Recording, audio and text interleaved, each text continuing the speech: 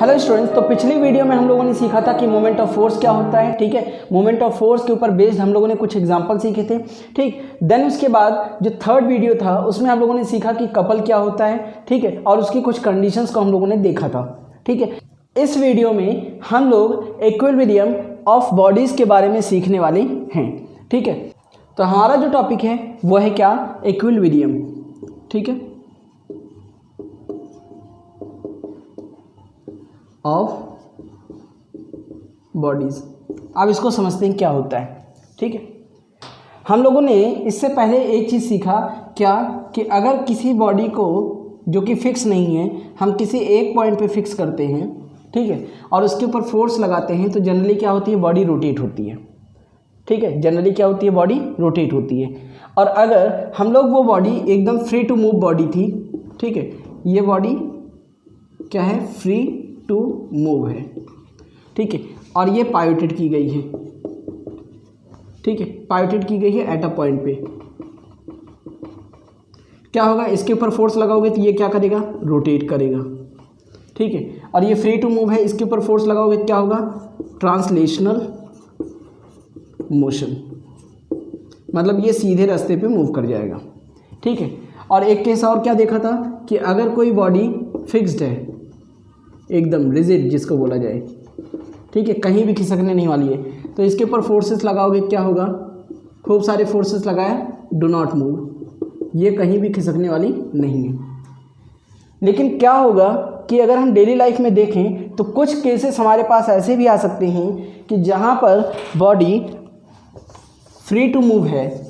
ठीक है, बॉडी क्या है, फ्री टू मूव है, कहीं भी मूव हो सकती है, लेकिन उसके ऊपर हम लोग कई सारे फोर्सेस लगा रहे हैं।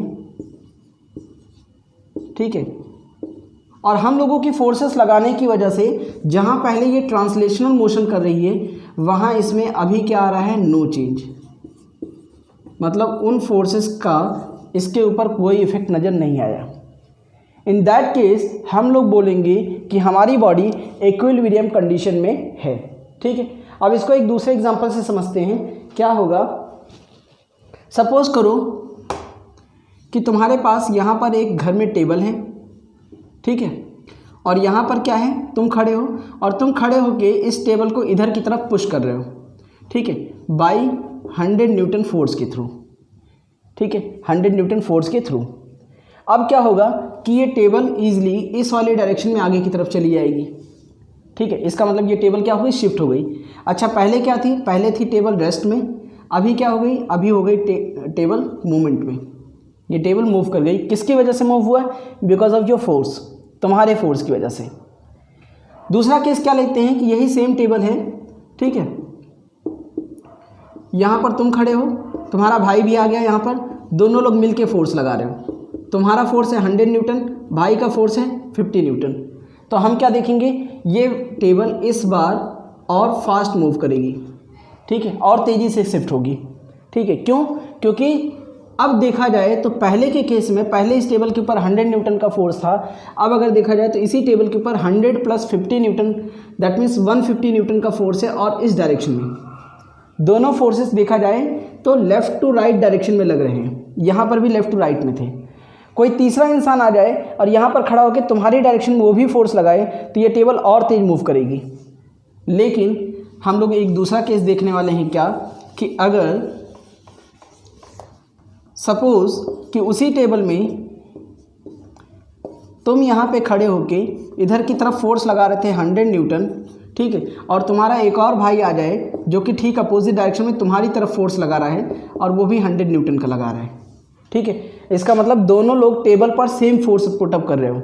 अब क्या होगा, अब ये टेबल कहीं भी मूव करने वाली नहीं है, अब ये टेबल मूव नहीं करेगी। क्यों, क्योंकि यहाँ पे देखा जाए तो तुम्हारे फोर्स की डायरेक्शन लेफ़्ट टू राइट है और इसके फोर्स की डायरेक्शन राइट टू लेफ़्ट है। दोनों फोर्सेस एक दूसरे को कहीं ना कहीं क्या कर देंगे, नल कर देंगे, मतलब एक दूसरे के इफेक्ट को ख़त्म कर देंगे। ठीक है, हाँ, अगर ये तुम्हारी तरफ से फोर्स लगाता तो ये टेबल बड़ी तेज़ी से मूव कर देती जैसे कि पहले हो रहा था, लेकिन अभी क्या हो रहा है कि दोनों लोग सेम अमाउंट में फोर्स पुटअप कर रहे हो एक ही टेबल के ऊपर, लेकिन दोनों का फोर्स का जो डायरेक्शन है वो अपोजिट डायरेक्शन है। तो इससे हुआ क्या, दोनों ने एक दूसरे के फोर्स के इफेक्ट को ख़त्म कर दिया। अब ये बॉडी कहीं भी मूव करने वाली नहीं है। इसका मतलब कि इस कंडीशन में ये बॉडी अगर पहले रेस्ट में थी तो कुछ देर के बाद भी रेस्ट में ही रहेगी। तो इस कंडीशन में हम कहेंगे कि ये बॉडी इक्विलिब्रियम कंडीशन में है। ठीक है, ये बॉडी कैसी कंडीशन में है, इक्विलिब्रियम कंडीशन में है। ठीक है, एक और केस देखो, सपोज करो कि तुम्हारे पास क्या हो रहा है कि एक बड़ा सा ट्रक, ठीक है, तुम्हारी तरफ आ रहा है और तुम यहाँ पे खड़े हो। ठीक है, अब ये ट्रक फुल स्पीड से तुम्हारी तरफ आ रहा है। सपोज ये 100 किलोमीटर पर आवर की स्पीड से आ रहा है और तुम्हारे मन में प्लान ये बना कि हम इसको हाथ से फोर्स लगा के रोकने वाले हैं। ठीक है, तो अपने आप को शक्तिमान समझने की गलती बिल्कुल मत करना। ठीक है, अब होगा क्या कि अगर तुमने यहाँ पर रास्ते में खड़े होकर इसके ऊपर फोर्स लगाने की कोशिश किया तो क्या होगा, ये ट्रक उसी 100 की स्पीड में तुम्हारे ऊपर से निकल जाएगा। मतलब क्या समझे, ये बॉडी पहले मोशन में थी। ठीक है, ये बॉडी क्या थी, पहले मोशन में थी। तुम रास्ते में खड़े होके इसके अपोजिट डायरेक्शन में तुमने इसके ऊपर फोर्स लगाया, लेकिन बिकॉज ऑफ दैट फोर्स इस बॉडी के मोशन में कोई चेंज नहीं आया। वो ट्रक जैसे थी वैसी की वैसी 100 की स्पीड से आगे बढ़ गई। इसका मतलब बॉडी पहले भी मोशन में थी, अभी भी मोशन में है और सेम जिस तरीके से पहले मूव कर रही थी उसी स्पीड से अभी भी मूव कर रही है। दैट मीन्स कि तुम्हारे फोर्स की वजह से इस बॉडी के वे ऑफ मोशन में कोई चेंज नहीं आया, तो हम कहेंगे ये बॉडी इक्विलिब्रियम कंडीशन में है। ठीक है, तो समझ में क्या आया कि अगर किसी भी बॉडी के ऊपर खूब सारे नंबर ऑफ फोर्सेस एक्ट किए जाएं, ठीक है, अगर किसी बॉडी के ऊपर खूब सारे फोर्सेस लगा दो, ठीक है, जितने मर्जी उतने फोर्सेस लगा दो, लेकिन उस बॉडी के वे ऑफ मोशन में, दैट मीन्स अगर वो रेस्ट में थी तो बॉडी अभी भी रेस्ट में है। ठीक है, after applying so many kind of forces. ठीक है, एंड अगर वो बॉडी पहले मोशन में थी तो अभी भी उसी तरीके से मोशन में है, देन हम कहेंगे कि ये बॉडी इक्विलिब्रियम कंडीशन में है। ठीक है, हम क्या कहेंगे कि ये बॉडी इक्विलिब्रियम कंडीशन में है। ठीक है, फिर उसके बाद हम लोग देखते हैं क्या कि how many kinds of equilibrium are there. ठीक है, how many kinds of equilibrium are there. ठीक है, तो इक्विलिब्रियम हमारे पास दो तरीके के हो जाते हैं। एक होता है स्टैटिक, ठीक है, क्या होगा, स्टैटिक, और दूसरा हमारे पास होता है क्या, डायनेमिक। ठीक है, अब हम कैसे पहचाने कि कौन सा स्टैटिक है कौन सा डायनेमिक। ठीक है, तो उसके लिए आगे चलते हैं।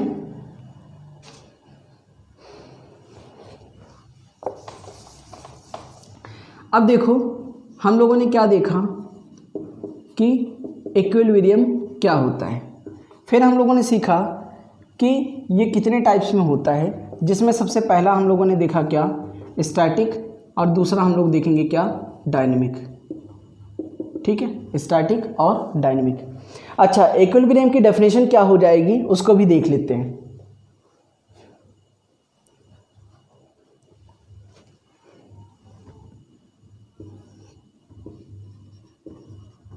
When a number of forces acting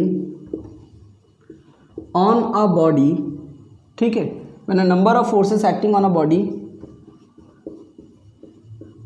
produces no change in its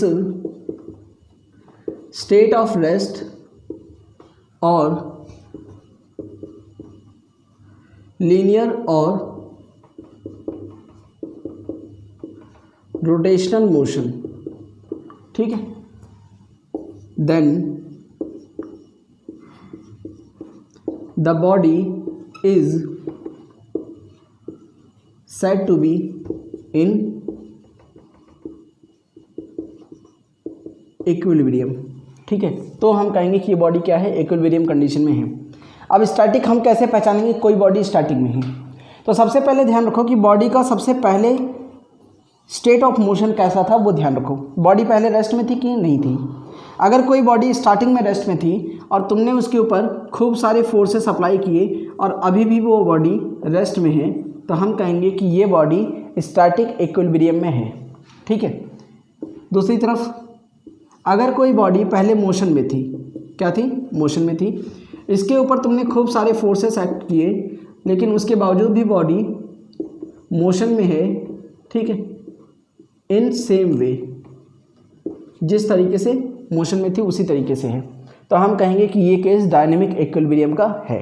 ठीक है, यहाँ पे ध्यान रखना, अगर तुम्हारे फोर्सेस की वजह से इस बॉडी का वेलोसिटी में, स्पीड में थोड़ा सा भी फर्क आ जाए तो हम ये नहीं कहेंगे कि वो डायनेमिक इक्विलिब्रियम में है। डायनेमिक इक्विलिब्रियम का सीधा सीधा मतलब कि जैसे बॉडी मूव कर रही थी इनिशियल स्टेज पे उसी तरीके से मूवमेंट कर रही है, उसमें कोई भी चेंज नहीं आया है। ठीक है, तो यहाँ पे ये केस हो गया हमारा स्टैटिक इक्विलिब्रियम, ये हो गया हमारा डायनेमिक इक्विलिब्रियम। ठीक है, तो इसकी डेफिनेशन क्या निकलती है? ठीक है, व्हेन अ बॉडी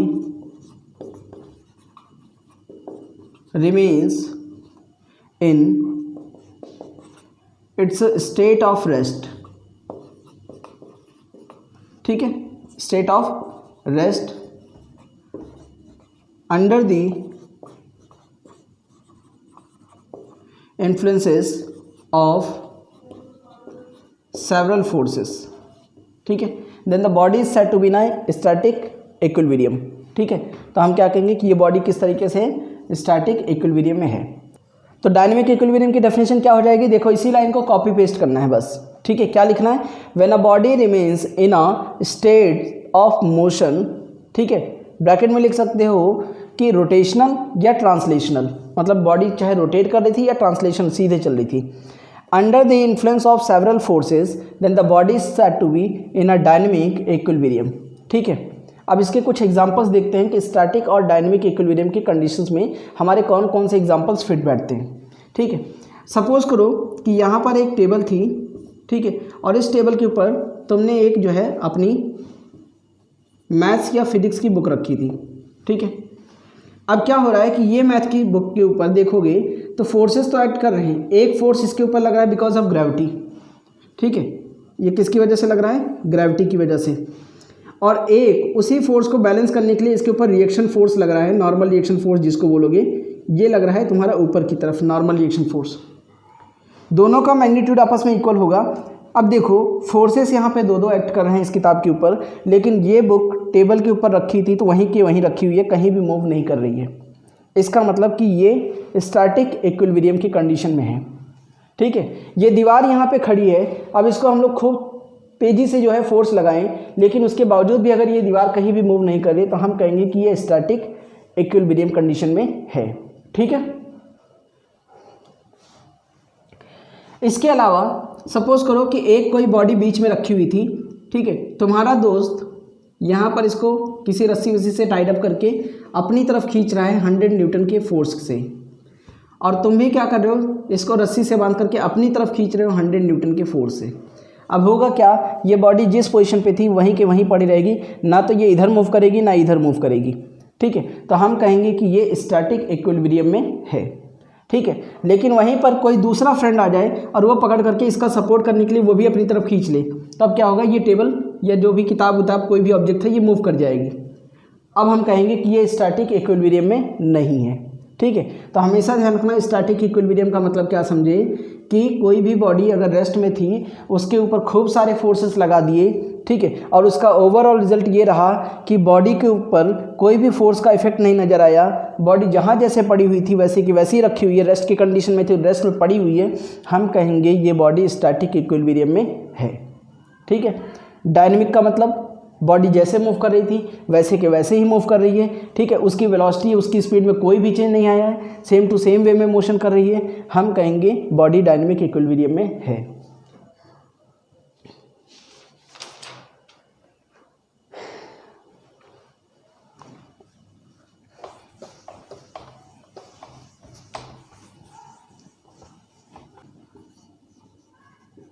अब हमारे पास कुछ एग्जांपल्स हैं, एग्जांपल्स ऑफ, ठीक है, डायनेमिक इक्विलिब्रियम। ठीक है, फर्स्ट ऑफ ऑल हम लोग देख रहे हैं क्या कि अगर जैसे सपोज करो कि ये तुम्हारी अर्थ है और यहाँ से बारिश की छोटी छोटी बूंदें नीचे की तरफ आ रही हैं। ठीक है, एक रेन ड्रॉप है, वो क्या हो रहा है? नीचे की तरफ फॉल आउट कर रहा है, ये कोई रेन ड्रॉप है। ठीक है, अब तुमने एक चीज़ सीखा है कि कोई भी चीज़ अगर नीचे गिरती है तो अर्थ उसको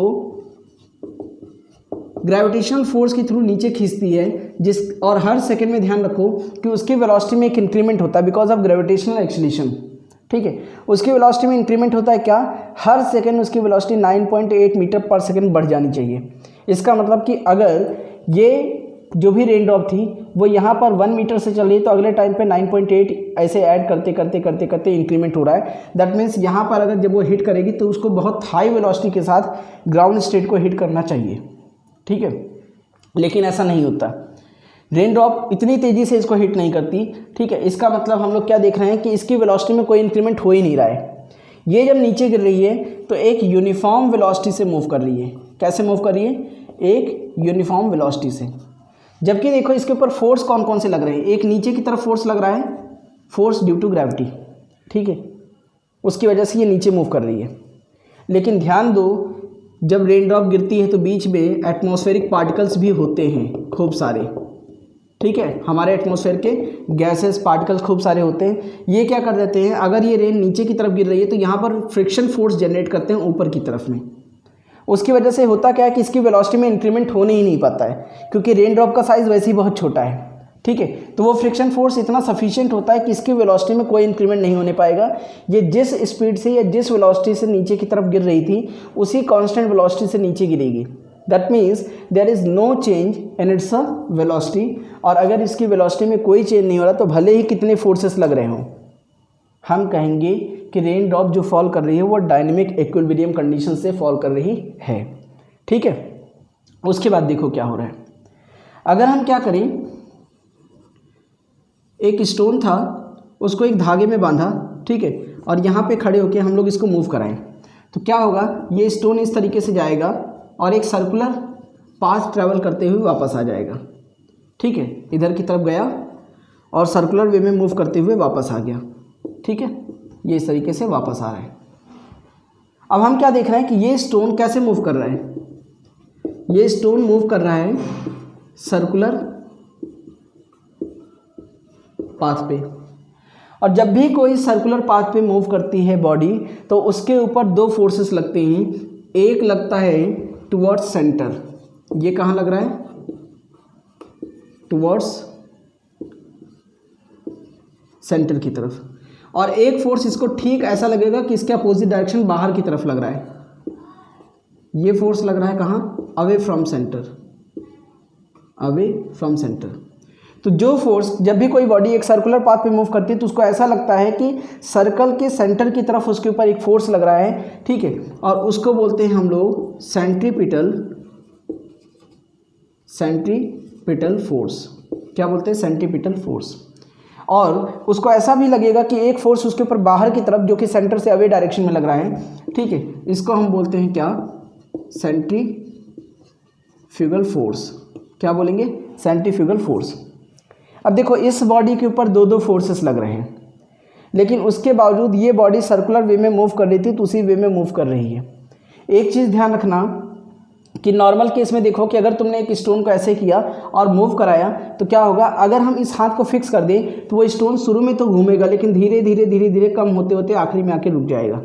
उसकी स्पीड स्लो क्यों हो रही है, क्योंकि यहाँ पे एटमॉस्फेयर क्या कर रहा है, उसके मोशन के अपोजिट वे में एक फ्रिक्शन फोर्स जनरेट कर रहा है जिसकी वजह से इसकी वेलोसिटी धीरे धीरे स्लो हो जाएगी, ठीक है। और ये धीरे धीरे करते हुए रुक जाएगा।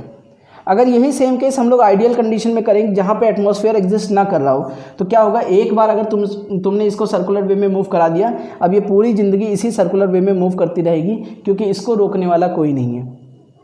तो हम कहेंगे कि ये स्टोन जो ऐसे मूव कर रहा है वो एक डायनेमिक इक्विलिब्रियम कंडीशन में है, ठीक है। इस केस को अगर नेचर में हम लोग देखा जाए तो हमारे पास यहाँ हमारा सन है, ठीक है, और इसके किनारे किनारे बाकी के जो प्लैनेट्स हैं, ठीक है, ये कोई क्या है, प्लैनेट है, ये मूव कर रहा है।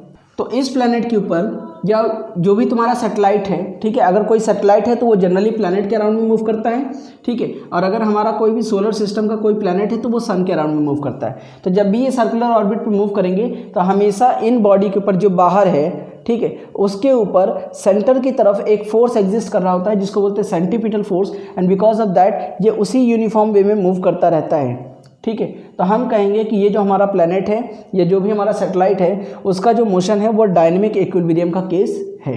ठीक है। तो ये क्वेश्चन आता भी है कि motion of planet around the जो है सन या motion of satellite around the planet को डिस्क्राइब करो कि ऐसा क्यों होता है। ठीक है, तो उसके पीछे रीज़न यहाँ पे बुक में लिखा हुआ है एग्जांपल्स, सीधा तुम्हें उठा के लास्ट की लाइनें उठा करके रखनी है, मेन रीज़न उठाना है। ठीक है, फालतू की नाम कथाएं नहीं लिखनी।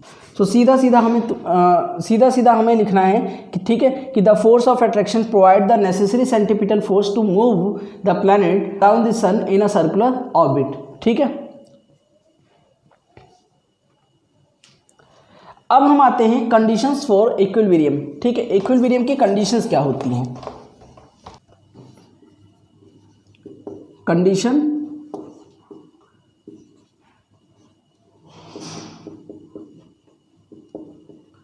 For equilibrium. ठीक है, पहली कंडीशन देखो, फर्स्ट हम लोगों ने एक चीज़ सीखा था क्या कि कोई भी बॉडी है उसके ऊपर खूब सारे फोर्सेस लगा दी और उसका ओवरऑल इफेक्ट जीरो हो जाए। ठीक है, दैट मीन्स बॉडी कहीं भी मूव ना करे, उन सभी फोर्सेस की कोई भी वैल्यू उसके लिए एक्सप्रेस ना हो रही हो, उन सभी फोर्सेस का कोई भी इफेक्ट तुम्हारी बॉडी के ऊपर ना नजर आए, हम कहेंगे बॉडी इक्विलिब्रियम कंडीशन में है। ठीक है, सो फर्स्ट पॉइंट पे हम लोगों को सीधा सीधा वही वैल्यू लिखना है क्या, द रिजल्टेंट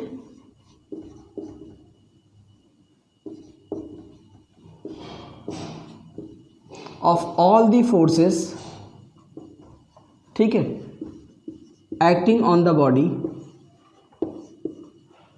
ठीक है, acting on the body must be zero.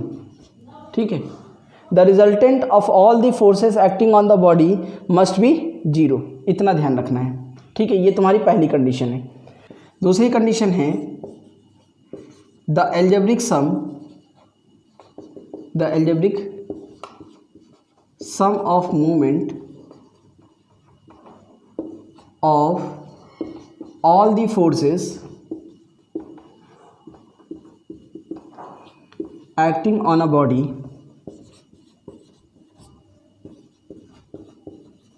about a pivoted point must be equal to 0। ठीक है, तुम्हारे बुक में ब्लू लाइन से बाकायदा इसकी जो है पॉइंट लिखे गए हैं। ठीक है, तुम्हें एग्जाम में सीधा सीधा वही 2 पॉइंट लिखने हैं और सेम टू सेम उसी वे में। ठीक है, पूरे नंबर गेट करने के लिए। तो अभी क्या है हमारे पास कंडीशंस फॉर इक्विलिब्रियम, 2 कंडीशंस है, the resultant of all the forces acting on the body must be zero and the algebraic sum of movement of all the forces acting on the body about a pivoted point must be equal to 0। ठीक है, first point समझ में आ गया होगा, किसी भी body के ऊपर खूब सारे फोर्सेस लगा दें और उन सब का इफेक्ट जीरो हो जाए।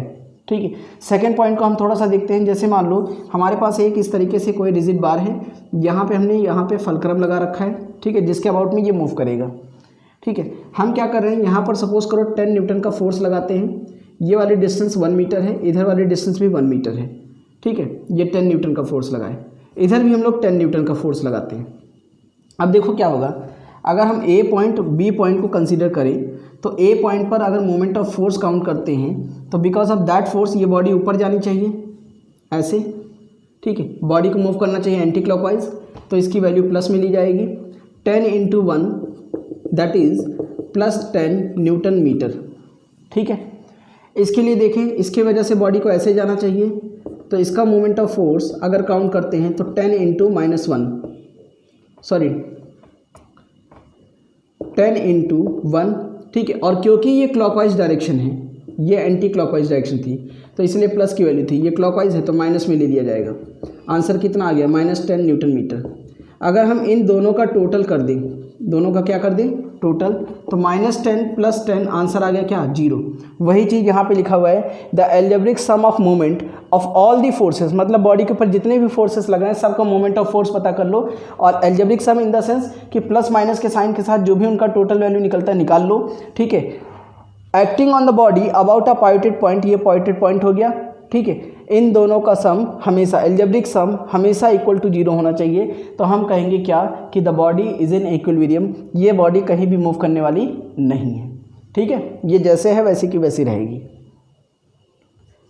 सो इस वीडियो में हम लोगों ने इक्विलिब्रियम टॉपिक को कवर किया है। ठीक है, अगली वीडियो में हम लोग देखेंगे कि प्रिंसिपल ऑफ मोमेंट क्या होता है। ठीक है, और उसके बाद इस पूरे सेक्शन के ऊपर बेस्ड हम लोग न्यूमेरिकल करने वाले हैं। ठीक है।